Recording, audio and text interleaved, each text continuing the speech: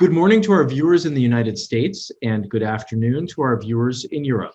Thank you for joining us today on Election Day in the United States. I'm Steve Sokol, the president of the American Council on Germany, and it's my pleasure to welcome you to today's edition of Resilience and Adaptation, brought to you by 1014 and the American Council on Germany. And I'm Katja Donovan, Chief Officer of 1014. Today, at the final day of a voting season without precedent in American history, nearly 100 million people have cast ballots early, according to the US Elections Project tracking database. This is a dramatic shift in voting behavior. As we anxiously await the results of the election, in today's episode, we would like to hone in on public trust, or the lack thereof, in democratic institutions and practices in the United States and Europe. How has the pandemic impacted trust in our democracies? Is the corona crisis leading to greater confidence in our institutions by rallying people around the common cause of fighting the health crisis and economic disruption? Or are we witnessing a further deterioration of trust and deeper political polarization? We're happy to welcome Tom Carothers and Laura Krause to talk about the pandemic, politics, and public trust. Tom Carothers is Senior Vice President for Studies at the Carnegie Endowment for International Peace in Washington, D.C. In this capacity, he oversees all of the research programs at Carnegie. He also directs the Democracy, Conflict, and Governance program and carries out research and writes extensively on democracy-related issues. He's a leading authority on international support for democracy, human rights, governance, the rule of law, and civil society. He has worked on democracy assistance projects for many organizations and carried out extensive field research on aid efforts around the world. Tom is the author or editor of 10 critically acclaimed books and many articles in prominent journals and newspapers, including his 2019 book, Democracies Divided: The Global Challenge of Political Polarization. Tom, thanks for joining us today. It's great to be with you. And joining us from Berlin is Laura Krause. She's the director of the German office of More in Common, an organization that strives to build more united, inclusive, and resilient societies in which people believe that what they have in common is stronger than what divides them. She joined More in Common from the Berlin-based think tank Das Progressive Zentrum, where she headed the Future of Democracy program and built up the Democracy Lab for Democratic Innovations. She has published articles on institutional reform, digital democracy, and women in politics. Herzlich willkommen. Thank you for having me. So before we get started, we just want to remind everybody that the ACG and 1014 are both independent, nonpartisan organizations. The views expressed during our conversation today are those of our two guests. And if you would like to ask a question, please use the chat function in Zoom. You can also send me an email at sokol@acgusa.org, and we will integrate your questions into the conversation. Today is Election Day in the United States. So we'd like to start our conversation on trust in democratic institutions with this year's election process and participation. In comparison with countries like Germany, the United States traditionally has relatively low voter turnout. But this year, I think it looks as though it'll be different. So more than 2/3 of the total votes in 2016 were already cast before polling stations opened today. 100 million people have voted. That's 1.7 times as much as the early vote total in 2016. And some states have already exceeded their 2016 overall voter participation. Tom, so voters seem to be energized to exercise their democratic right. Does this high turnout indicate that people have more or less confidence in the election? Well, I think the high voter turnout so far, of course, it's a bit of a puzzle what's happening today in the United States with voting. People are not sure how many more are going to vote. But let's assume a significant number do, and we end up having a turnout greater than the 50 to 60% range, which has been for a long time in the United States, the average turnout in presidential elections among eligible voters. Let's assume we do. Why? I think we'd start with the fact that it's gotten a lot easier to vote this year. In the United States, it's pretty hard for a lot of people to vote. And this year it's gotten easier. Early voting is much more widespread, which really makes it easier for people to vote. Remember, the United States is kind of unusual. It has elections on a working day. A lot of people, can't get a day off to go vote. Secondly, absentee ballots, much easier to get this year. Some states sent out absentee ballots to all registered voters. So those two simple factors have simply opened the doors for a lot of people that felt that it was difficult to vote before. Then on top of that, you have an election which is keyed up to be an election in which people feel there's something profound at stake. Some elections are a choice, an uncertain choice between two partly unknown alternatives. That was really 2016 for the United States. Donald Trump, kind of an unknown politically. Hillary Clinton, unknown, but for some people, an unsure entity. This time, it's a referendum on Donald Trump. Do you want him or not for 4 more years? It brings the choice to a head. And the undecideds, I think, are much lower this year in the last week of the polls than they were in 2016. So those are some of the factors. Does it indicate trust? Here we have to be careful. When a country like Germany or the Scandinavian countries has consistently high voter turnout, which they do, often over 80%, that is a sign of trust in the system. But there's some elections, I'm thinking of former Yugoslavia in the early 1990s when people first got a chance to vote, Iraq in the middle 2000s. When a country is in a difficult transition and people turn out not out of trust, but out of a sense that this is a lot is at stake in their own lives. And they go out to vote not out of trust, but out of desire to hold on to what they can in the view of what's in their interest. I think we're closer to that in this election. Yeah, so if it's as I said, if it's a referendum and we'll see, and it's easier for people to go and cast their ballots. What do you think about this discussion about mail-in or absentee ballots? Do you think that also triggered for a greater turnout, or have people sort of shied away from using these means to vote? Or? Yeah. Tens of millions of absentee ballots were requested or delivered, and people used them. There are a lot of absentee ballots. Of the 100 million that have voted so far, about 2/3 are mail-in ballots. So we're talking over 60 million mail-in ballots. That's a lot. That's over half of, or close to half of the turnout in 2016, just in mail-in ballots. It used to be in the United States, when I was growing up in the United States, mail-in ballots were quite rare, kind of exotic, that you'd mail in the ballot. The idea that half of Americans would vote by mail-in ballot is a reflection of how unusual the pandemic context is. People are afraid of going out. They like the idea of voting at home. And they're getting used to a different kind of system that may lead to changes down the road. Laura, so in Germany, the voter turnout is generally higher in federal elections. This is not true throughout the EU, where some countries have been criticized for lack of democratic processes, or the EU institutions as well. But would you agree that there's generally trust in the political system in Germany? And could you comment on how the pandemic might have changed already this year's run-up to next year's election? I'm just thinking about the CDU-Parteitag that has been postponed to the dismay of some of the candidates. What's your take on this? Yeah, I mean, of course, we're not living in such a historic week or time as the United States are, but certainly German society and political system has been affected by what's going on too. And it will be interesting to see how it's going to affect our voting season, which is still 10 months away, or at least the election is 10 months away. But as you mentioned, we can already see the impact on that to some extent. So I think I have 2 answers to your question. So maybe one in general on the voter participation side of things, because what has been really interesting in Germany, and I think it's something that I think plays a bigger role in the trust discussion, is sort of the expectation game. Because in Germany, in the last federal elections, we were at 76% turnout, but before that, more around 70%.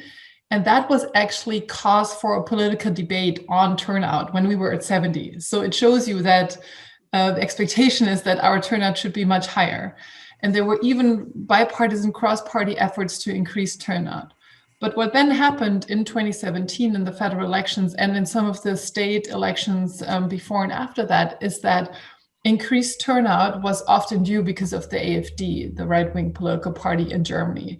And that has kind of put the bipartisan efforts to increase turnouts a little bit to a halt, because I would say it makes the Bundestag more representative of German society that the AfD is a member of it. But obviously, it was kind of a tricky game to see that the increase in voter turnout, at least in a large part, came from people who didn't feel represented by the other parties beforehand. So there's also not really a super easy answer to voting turnout, because I would say a vote for the AfD in a way is a vote to also show that you don't trust the other more established parties in Germany. But what we've seen this year with trust in Germany specifically has been quite interesting, because we are on day 2 of our new mini lockdown, and November is kind of an interesting month, and we will see how things play out. But we did some research and some polling here in July and in August to kind of see how the pandemic affected trust in Germany and in some other European countries. And it was actually quite striking to see that Germany was the only country we looked at in Europe where the national government had more gain in trust than the local governments. So the Germans, at least for the first part of dealing with the COVID pandemic, the Germans were quite satisfied with how the government handled things. We even saw something that for us Germans is a really rare thing that we attribute to the US. Germans were proud of the country, which is a really difficult thing here. Usually 68% said that the handling of the pandemic has made them proud. But at the same time, and I think this is also something Tom and I can talk about, is that Germans also expect their government to deal with problems. We are not really a society where we feel like we as citizens have to solve problems. We look more, I would say, towards the state to fix things than in the US. So while trust might seem higher, I think the expectations on many fronts are also higher or more multi-layered than they might be in the US. Just to pick up on that, so that's interesting. So I think in the States, looking at the government for solving problems is not as pronounced as in Europe probably. But when you look at handling of the pandemic, you look at the campaign rallies and how they have been conducted, and it was certainly a different year than before. So just to conclude on our questions on election participation and processes. What's your take on how this election, how the pandemic figured into the election and into the campaigning? Well, let's step back for a moment. I've been studying polarization in the United States and other countries for the last several years pretty intensively. And when a society and a political system is really polarized, people sometimes hope the only way we might overcome our divide is if we suddenly faced a common enemy, something that brought us together. The United States, for example, was very polarized in the 1930s over the New Deal. There was attempted packing of the Supreme Court at one point even. But then World War II really brought the country together. So in the last 10 or 20 years, as polarization has increased in the United States, some people have thought, what would it take? What kind of big external threat would it take to bring us together? So when the pandemic hit, I must say, without sounding clinical about it, as a student of polarization, I thought, is this it? Is this going to do it? Is this kind of like the Martians landing and starting to kill the Earthlings, and we all agree to put aside our differences, focus on those Martians? It turned out not to. Not just in the United States, we don't have time here, but neither has it in Poland or Brazil or India or many other polarized democracies. Why not? Well, it turns out it is kind of like Martians, but it's different. The pandemic, once you put a problem into a polarized structure and say, here's a problem, deal with it. There were two interpretations of the pandemic. It's really, really serious. This virus is a very big threat versus, for most people, their survival rate's not bad overall. So there were two views right away over the intensity of the threat, and then right away, two views over the right response. Lockdown totally, just watch out, versus, hey, let's not damage the economy. Let's stay open partially and take a modulated approach. And those were reasonable positions. Sweden, hyper-reasonable country, took one position. Other countries took another position. So it seemed like a common enemy, but it fell into a polarized framework and divided up along those lines, and then became, in fact, a further issue of polarization. So we got polarized about the pandemic. So people fight with each other in a store about whether they're wearing a mask. And the views on whether the United States government has handled the pandemic well fall almost entirely along partisan lines. So very high percentage of conservative or Republican-leaning voters believe, like 80 to 90%, believe Donald Trump has done a good job handling the pandemic. Many of them, as you mentioned, Laura, say, can't expect the federal government to solve all our problems. He's done the best he can. 80 to 90% of Democrats or liberal-leaning voters believe, no, he's done a terrible job. So the pandemic has been grist for the polarization mill, intensifying the polarization of our process. Then, of course, we've had a president who has a governing strategy rooted in polarization, energize my base, define myself in opposition to the other side. And he's used the pandemic as just one more element of that polarizing strategy. So when we think about the role of the pandemic in this election, I think about it as an intensification of the polarizing dynamic that was already defining the election. Thank you. I mean, I think this is a great start, and both of you have done a really good job of sort of setting the stage. And I'd like to get into a couple of the issues that you've both raised. But before we do that, I want to try to fold in a viewer question. One of our viewers is asking you to talk a little bit about the difference between democracy in Germany and in the United States. And I guess the core of the question is, in Germany, there's a multi-party system. In the US, we really just have two parties.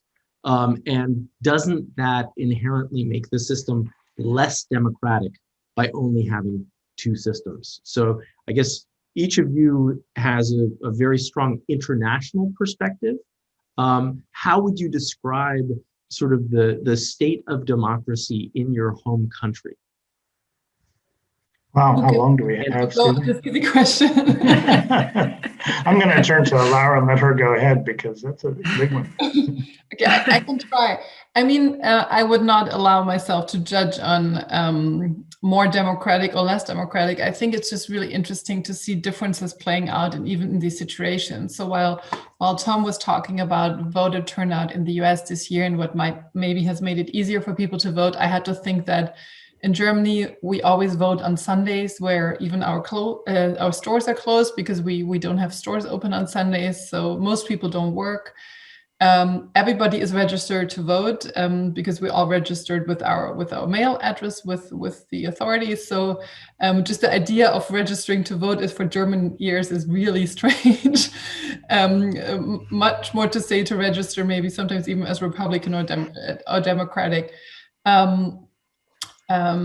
I would say that again, I'm coming back to the expectations, because the interesting thing is, and this might be a German tendency to sort of dwell in the margins and to always, we're really good at looking at what's not working, but people in Germany are worried about division too, and people are about polarization, and they wonder on what kind of trajectory our society is. And that's very much what I have the privilege to do in my job, and working closely with colleagues in the US, UK, and France to kind of zoom out of our country context here and then to understand, is this the same thing going on, or is this different? And I always say that we see similar ingredients to the problem, but a different mix at the current time. And what we see similarly to the US, but not to the same degree, I would say, is sort of the question of how do people get their information? Who do they trust for information?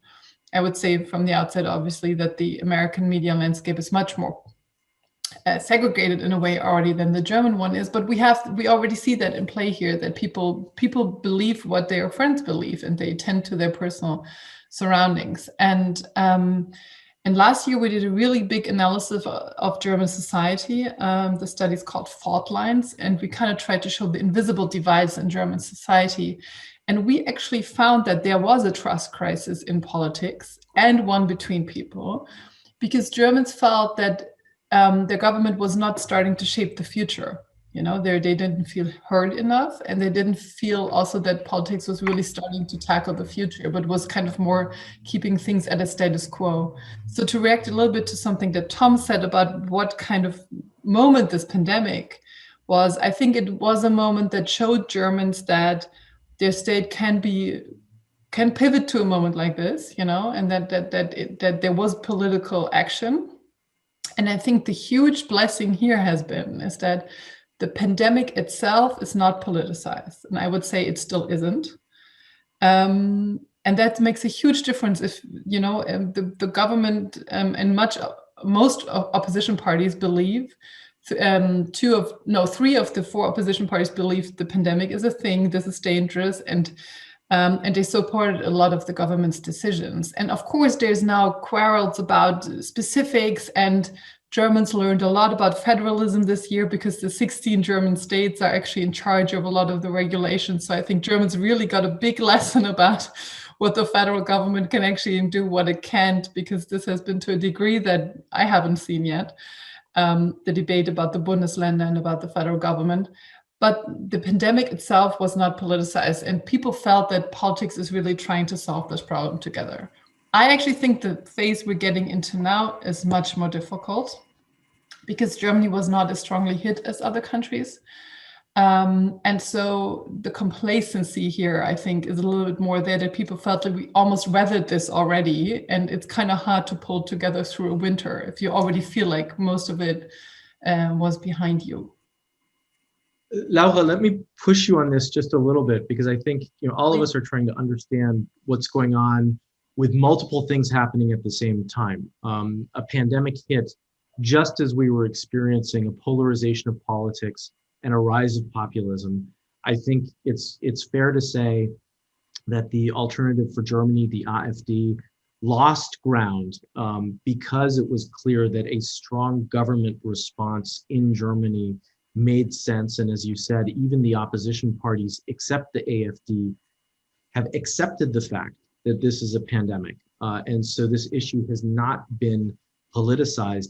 I guess, what does that mean moving forward? As you said, looking at Germany's election season with an election in October of next year, what do you think the chances are of continued polarization in Germany and continued populist movements on the right, but also on the left?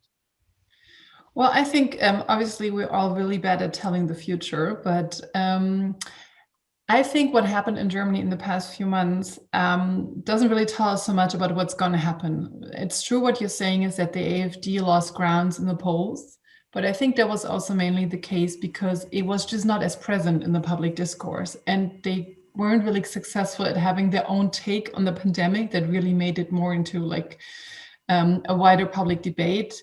But what we did see is that Berlin and other German cities saw huge protests against the corona pandemic measures, at least on our scale.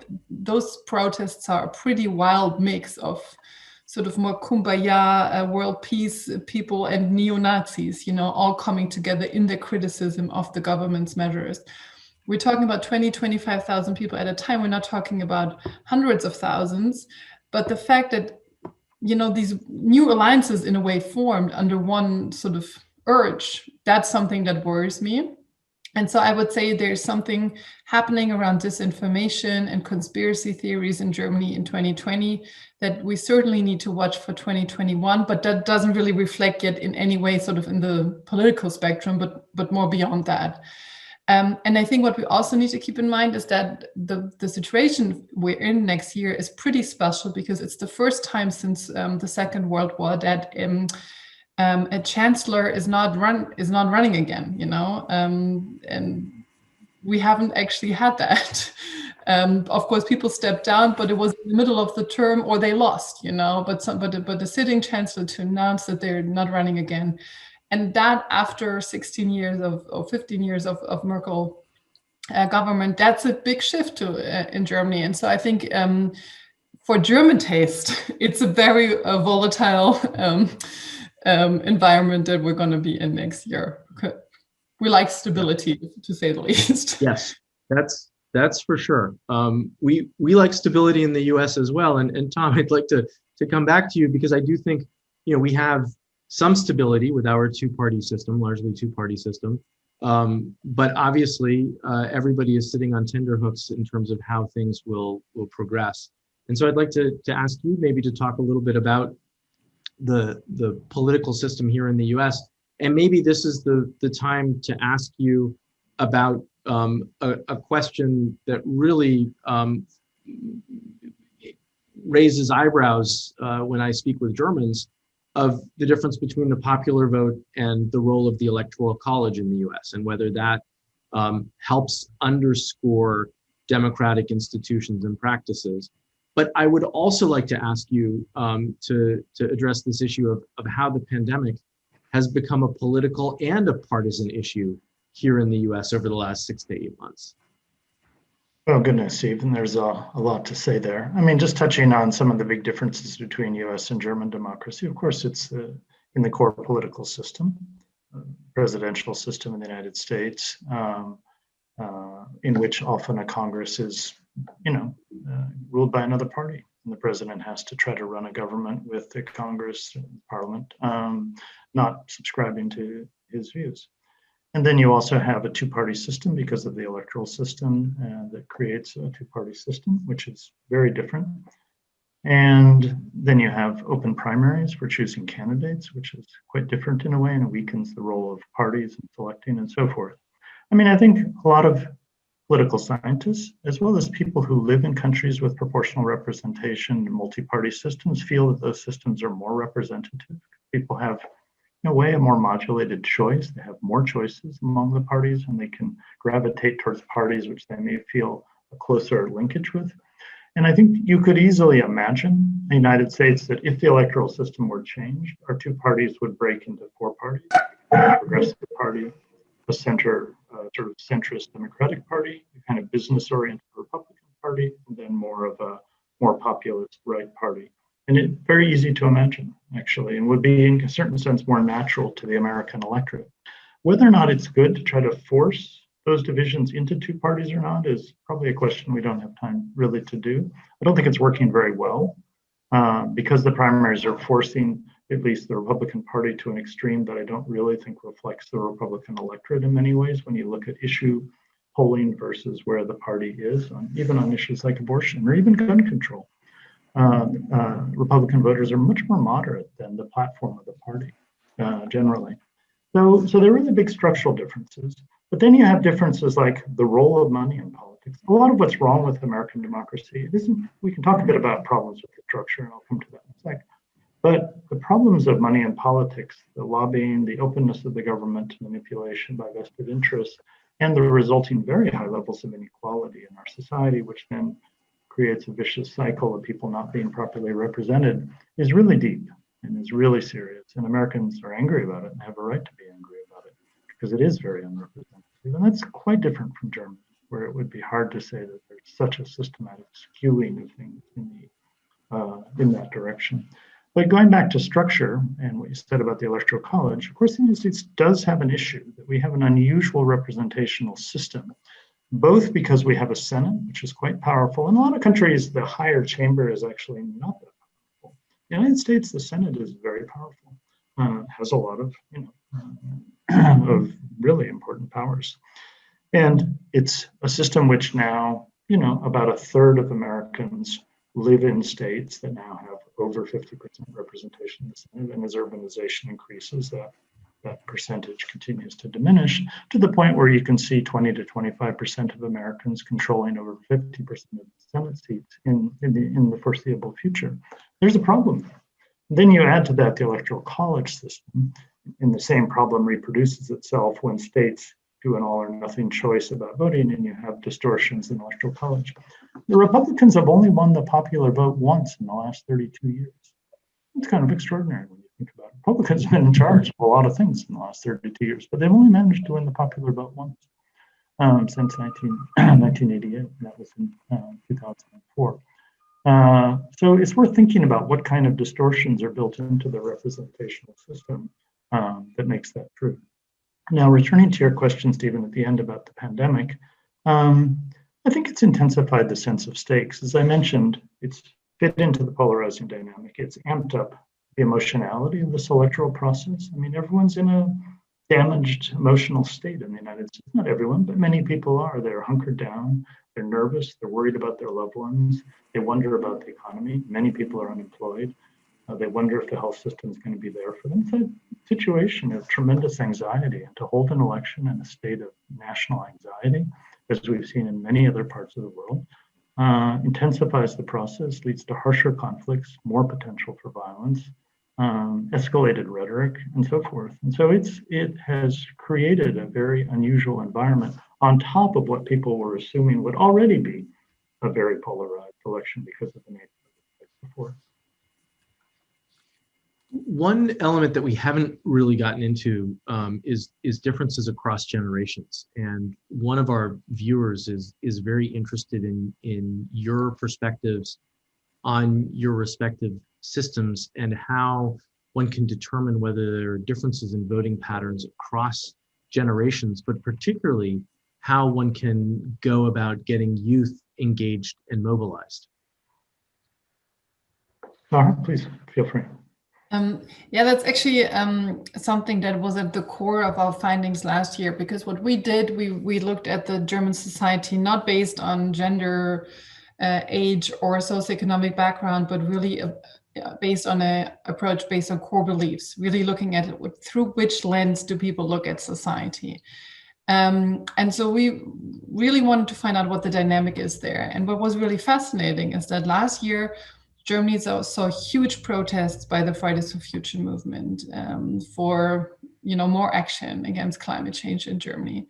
And so the public sentiment was that the youth is on the streets protesting, and a lot of them were. I mean, it was really, it was a wave, and it was really also a lot of commentary around that the millennials were sort of passive compared to their younger siblings. But what we saw in our research is that we found two segments in German society that we're calling the invisibles, because they're less politically integrated. They more often don't vote. They actually are not that interested in politics, which I say is not a bad thing, but obviously in a political system that is sort of geared at involving people who are interested in the issues, that's already another hurdle. And what we found really interesting said that left-right doesn't really help them make sense on what's going on politically. And on top, these people are oftentimes more lonely and feel like they have less support. So they're less visible, both politically and socially. And the invisibles in Germany are actually quite young. So there is another group, about half of the invisibles are in the youngest fraction that we polled, 18 to 29. So this picture about Fridays for Future and the youth being politicized is really just about a third of the story, and there are these other groups. And I think that's a huge task at hand. And my personal opinion is that, especially now in the pandemic, there has sort of been an attempt to make this a generational conflict, to make this, the young are irresponsible, the young want to party, and they're not protecting more vulnerable older people. And I think, of course, there's always anecdotal evidence to support some of that, but largely we see that people across all age spectrums hold similar beliefs. And so this is one of the things we try sort of to second guess, because I think we all try to make sense of the world, and sometimes these things help us, and sometimes they sort of cloud our impression. And so for me, especially in the pandemic, it would be a no whether to ask this was a generational conflict. If I could jump Tom, in on same question. Yeah, please. Yeah. I mean, let's think of it as vividly as possible in the American case. People under 35 are the first generation growing up in the United States that have experienced three things simultaneously. First, an economy that is stagnant for the middle class and is not delivering increased wages for the middle class, and is delivering a lot of dislocation and uncertainty about job prospects. First time there's a whole generation growing up in such a context. Second, the first generation that's grown up at a time of governmental gridlock, very high levels of polarization and dysfunction in a media environment that's intensely polarized. And then third, first generation that's grown up at a time when America's power in the world seems to have peaked. We feel more insecure about our state in the world. We worry about others taking advantage of us economically and in security terms, in which in the United States 20 years ago was hit by terrorists, and ever since then has lived with a feeling of insecurity. So you put together a generation that has faced very difficult economic context, very poorly performing political system, and a sense of national insecurity. It's surprising that they're pretty disengaged. They're concerned. Now you could say, well, they ought to be really engaged. Well, when you get hit 3 times in a row in the head by something, you tend to back away and say, I need to take care of myself. And so now, thankfully, youth are engaged on some issues they care a lot about. There's a lot of activism around climate change. There's activism on racial justice. On the conservative side, there's a lot of activism on campuses, on conservative activism among students. So we can't say that youth are simply disengaged and passive, but coming into United States society as a rising generation that's had a very different experience of America than people like myself or people of previous generations. And we have to be ready for a political system that's going to be dominated by them and shaped by them. Can I ask that, because Please. I thought what you said about the 3 things that generation experience is super interesting. And I actually believe that Germany, even within Europe, is quite an anomaly. Sorry, not a native speaker, as you can tell.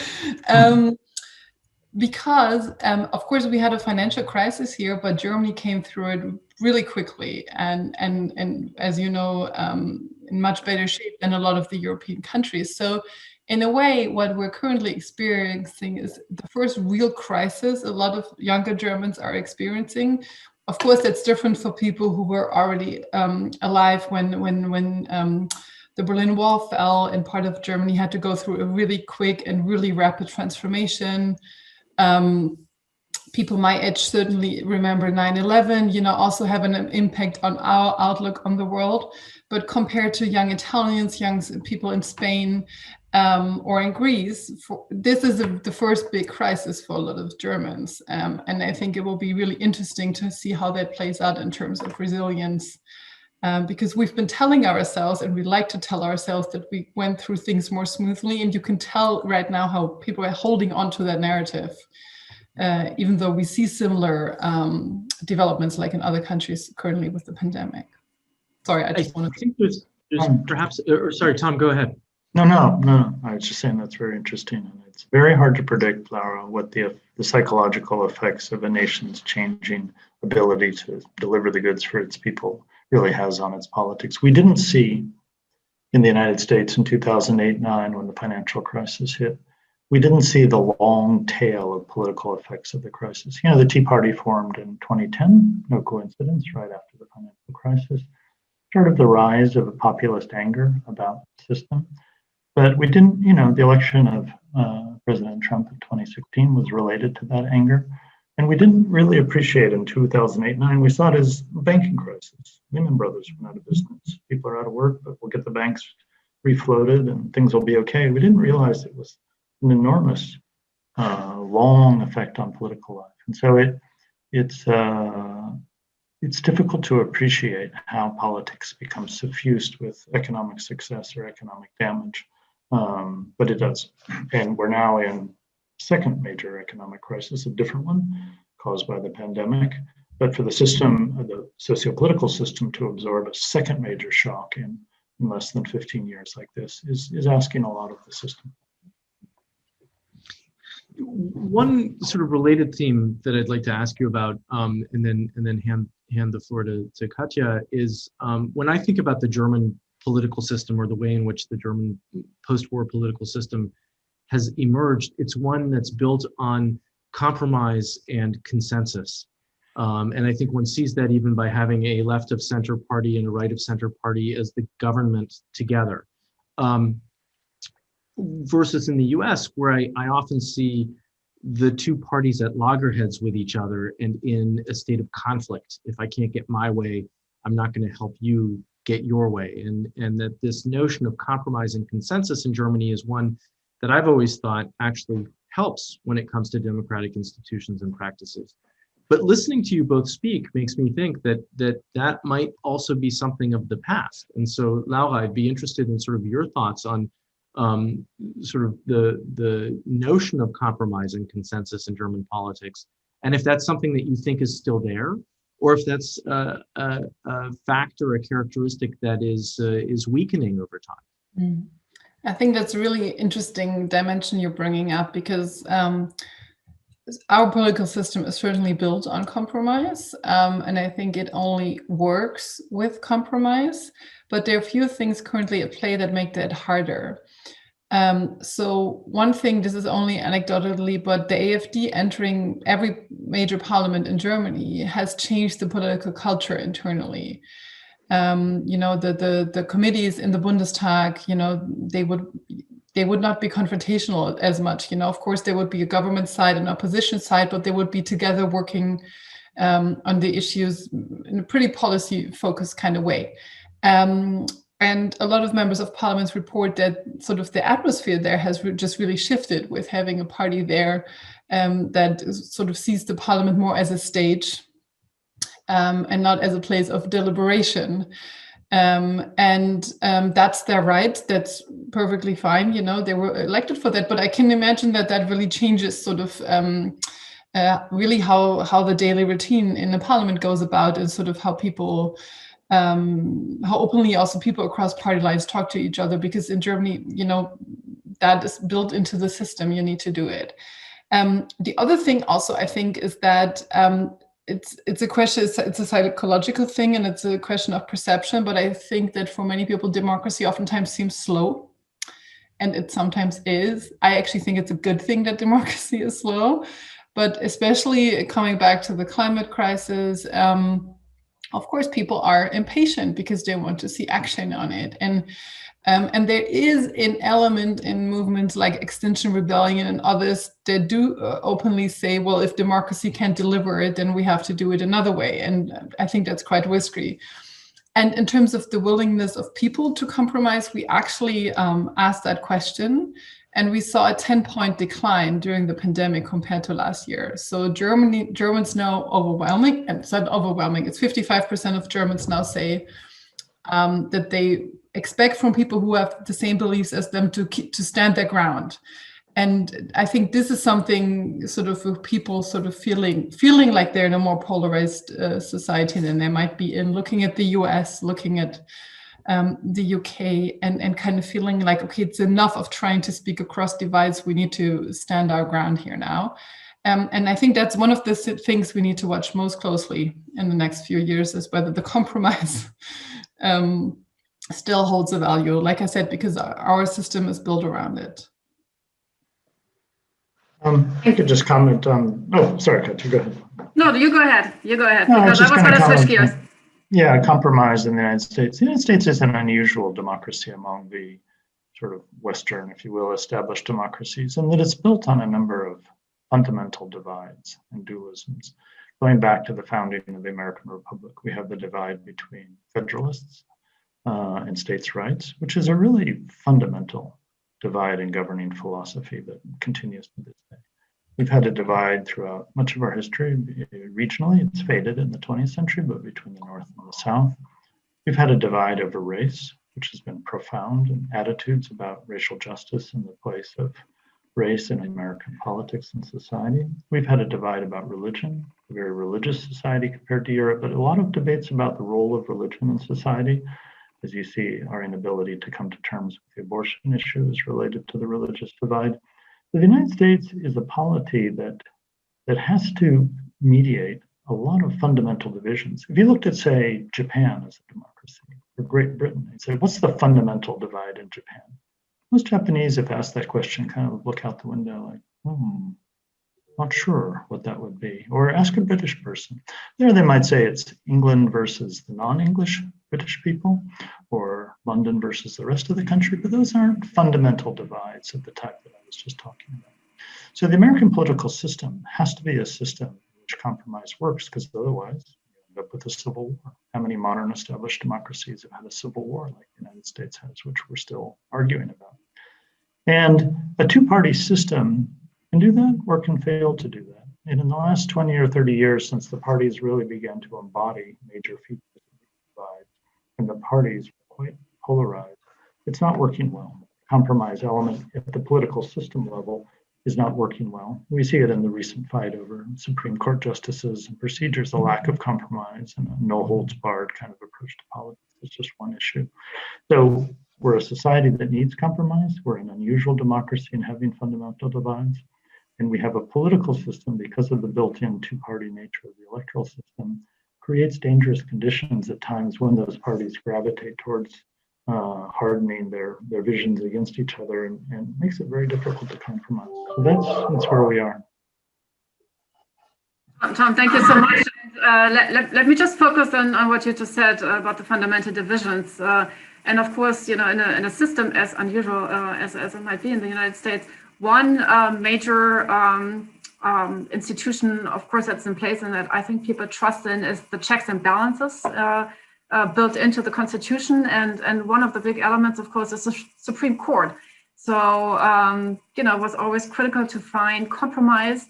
But also it's very critical to have a Supreme Court that can rule if need to on these very fundamental decisions.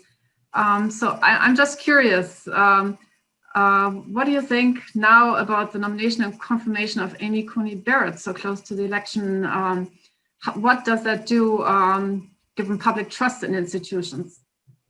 Do you think this was something that would increase the trust, or is that critical about eroding trust? Yeah, I'll get to that in a sec. But stepping back, the Supreme Court enjoys a fairly high level of trust compared to other American public institutions. About 40% of Americans consistently over the last 20 or 30 years have a great deal of trust or a lot of trust in the Supreme Court, and another 40% have some. That's very high compared to, say, the Congress. Higher than the presidency. It's eclipsed only by the military and by religious institutions. But the Supreme Court has long enjoyed a high level of trust, and it's increased in recent years. I think that increase actually in the last 10 years is because more conservatives trust the court than used to as the court has gotten more conservative. I don't think the nomination and then onto the court goes Amy Coney Barrett is that in itself was not polarizing. What was polarizing were the actions that were taken before with Merrick Garland in the run-up to the 2016 election, which I think was a more polarizing moment, the refusal of the Republican Senate at the time to act on the nomination of the Supreme Court justice. If they had acted on that, then people would say, okay, the principle is even up to an election, you act on a nomination, then here, Justice Ginsburg dies shortly before an election, we'll act on that too. It's the disparity, it isn't her. It's the disparity in the treatment of the due processes, even though people try to distinguish and say, well, it was a different party controlling the Senate in 2016, but those are kind of made up rationales that come after the fact. Where was that written down that that's the rule? So it's the violation of certain traditional procedures or norms, and then the disparity or the unequal way of proceeding that is polarizing. And then, therefore, as a result, you end up with a court which has a higher degree of conservative representation than some people feel is justified by the political representation at the level of the president. Right. Laura, do you have any comments? I mean, we have a Supreme Court in Germany as well, and sometimes that's a little bit tricky given EU law and then, German basic law. So do people trust the Supreme Court in Germany to uphold German basic law? Is there confidence, or do people think that even the court might have a political agenda? Well, I mean, just one indicator is that few Germans know the names of the judges on the German Supreme Court. I mean, this is a wild guess, but I would say currently probably more people would be able to name judges on the US Supreme Court than on the German ones, because they're just not, it's more the institution that we look at and not the individual appointments as much. When the last president of the German Supreme Court left, he gave an interview and people perceived that as pretty political, and there was like a mini outcry around that. So I would say it really depends, but from our data, we really know that judges and actually law enforcement enjoy higher trust in Germany than politicians, and actually amongst the highest. So also, Laura, wouldn't it be the case that the Supreme Court in a civil law system like Germany compared to the United States, because we, in effect, in a common law system, we, in a sense, judicialize a lot of political decisions, and so abortion or the Affordable Care Act, or things that in a civil law country would be resolved legislatively are judicialized. And therefore, courts, it isn't necessarily because Germany has more consensus on certain issues of that. It's because courts in the United States play a very unusual role compared to that in civil law systems.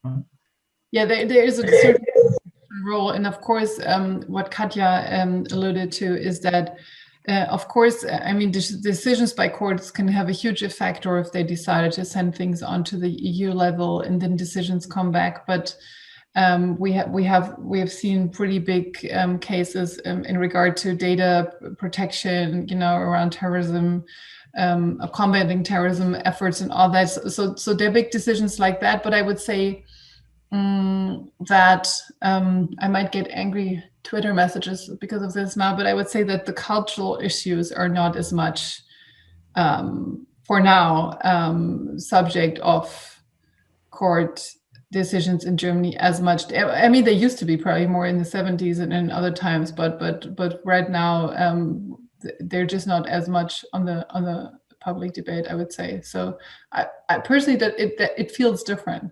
And just looking at German social media when Ruth Bader Ginsburg died was quite astonished. I was quite surprised, I have to say, by how many people, felt affected by that, even though she was a judge in a different country. I think it's more, there's a lot of symbolism around the Supreme Court, even with people who've never been to the US now, I would say. We've covered a lot of ground in this conversation already, but interestingly, one thing that has not come up has been foreign interference. And I'd like to ask you both about the sort of impact of foreign interference on public confidence in democratic institutions and practices. Of course, in 2016, Russia interfered with the US election. The Bundestag and several German federal ministries have been subject to cyber attacks. How does that sort of attack affect public trust in democratic institutions? I think in the case of the United States, it's a very serious issue, but it's not a dominant one on Americans' mind or even a really high up on the agenda for a couple of reasons. First, we're a big country and America tends to focus on itself.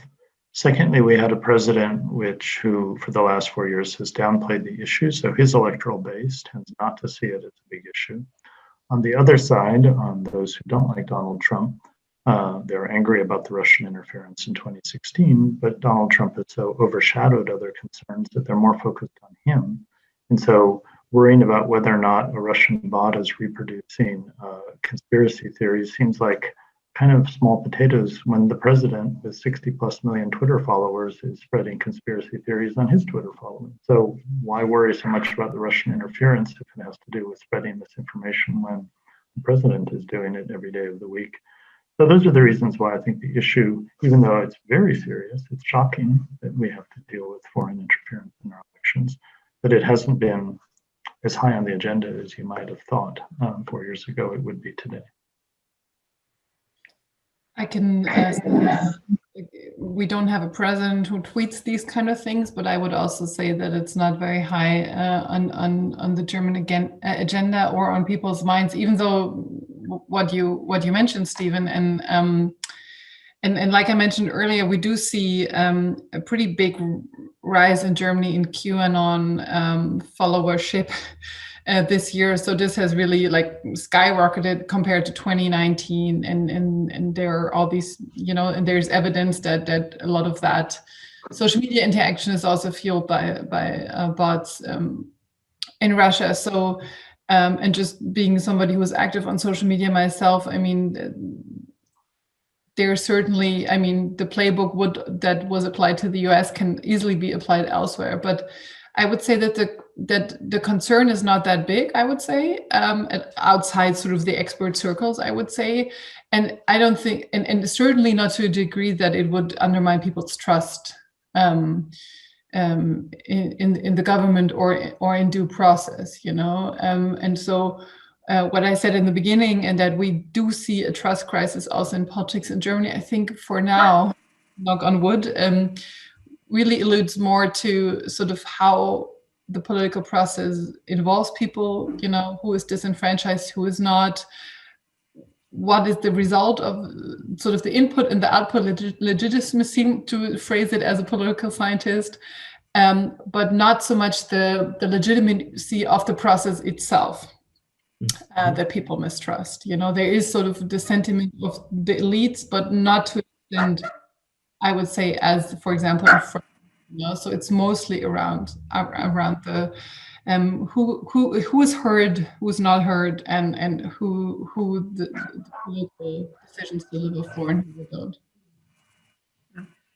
Thank you so much, and I'm just looking at the time, so we're getting close to finishing our session, and that's, I mean, we covered a lot of ground, but of course there is so much more we could potentially talk about. So I would just like to ask you, is, you know, when you think about trust in democratic institutions and practices, is there something that you would just like to mention to conclude this talk here?